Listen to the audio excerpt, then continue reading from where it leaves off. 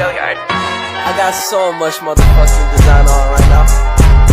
Break it down, bring it back, make it clap. I got 3 old thoughts, new guap, wear that thing. Bitches on my line, and you know. Assalamualaikum warahmatullahi wabarakatuh. Hai teman-teman, saya Lala Febriana Puspita dari kelas 2B Ekonomi Syariah. Jadi di sini saya akan menceritakan sedikit tentang praktek keagamaan yang mencerminkan Islam Nusantara di sekitar lingkungan saya. Nah, jadi mungkin di sekitar lingkungan saya praktek penerapan keagamaan yang mencerminkan Islam Nusantara itu tidak terlalu menonjol seperti itu ya, seperti yang ada di luar daerah saya, seperti sekaten atau grebek maulud yang ada gunungan tinggi, terus kemudian ada berbagai macam makanan seperti itu tidak ada di sini. Nah, tapi salah satu praktik keagamaan yang mencerminkan Islam Nusantara di daerah saya adalah salah satunya adalah tradisi halal bihalal. Nah, sebenarnya jujur tradisi halal bihalal ini saya ketahui baru beberapa minggu yang lalu, bahwa tradisi halal bihalal ini hanya ada di Indonesia, sedangkan mungkin di sekitar ASEAN itu masih ada, seperti Malaysia, Brunei, itu halal bihalal masih ada. Sedangkan di luar negeri, di luar Indonesia, tradisi halal bihalal saat Lebaran itu tidak ada. Itu sebenarnya hanya tradisi yang ada di Indonesia. Jadi kayak saat Idul Fitri kita itu kembali fitri, kembali suci seperti itu ya, di hadapan Tuhan, di hadapan Allah. Tetapi kesalahan-kesalahan kita kepada sesama manusia itu kan mungkin belum sepenuhnya bisa termaafkan seperti itu ya, kalau kita mungkin belum minta maaf secara langsung kepada orang tersebut. Nah, jadi lahirlah kemudian tradisi halal bihalal ini saat bulan Syawal atau saat Idul Fitri. Nah, tradisi halal bihalal ini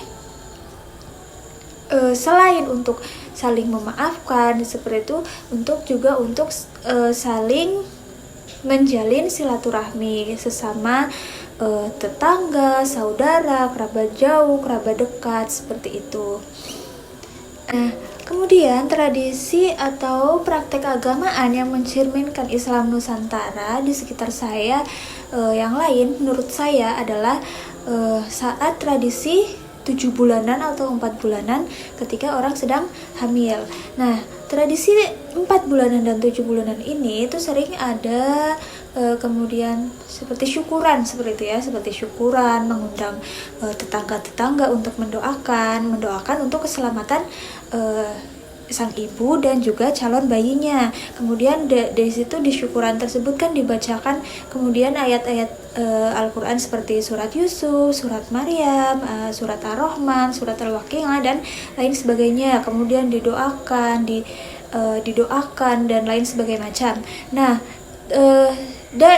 terlepas dari doa-doa tersebut, ketika acara 7 bulanan atau 4 bulanan itu ada kemudian sebuah tradisi atau syarat seperti itu ya, yang harus ada ketika tradisi 7 bulanan. Ketika ada nasi berkat besek seperti itu yang nantinya akan dibagikan kepada para tetangga-tetangga yang hadir untuk mendoakan. Di situ biasanya ada yang katanya harus ada ini sebagai syarat. Contohnya itu seperti ada singkong rebus, kemudian kacang rebus, kemudian ada waluh, kemudian harus ada jengkolnya, kemudian harus ada terongnya, kacang panjang, terus kemudian kecamba, terus kemudian urap itu urap, terus kemudian harus ada rujak. Nah, seperti itu tuh harus ada beberapa jenis makanan itu untuk kemudian dibagikan kepada orang tersebut. Nah, menurut saya itu adalah sebuah praktek agamaan juga yang mencerminkan Islam Nusantara. Seperti itu, yang mungkin tradisi itu hanya ada di Indonesia saja. Saat tradisi 4 bulanan dan 7 bulanan itu kita didoakan, terus kemudian juga ada mungkin bisa kalau pada zaman dulu mungkin bisa disebut juga sesaji mungkin seperti itu ya, itu sebagai syarat ketika 4 bulanan dan 7 bulanan itu harus ada makanan-makanan tersebut. Nah, seperti itu. Mungkin hanya itu yang dapat saya sampaikan. Kurang lebihnya mohon maaf. Wassalamualaikum warahmatullahi wabarakatuh.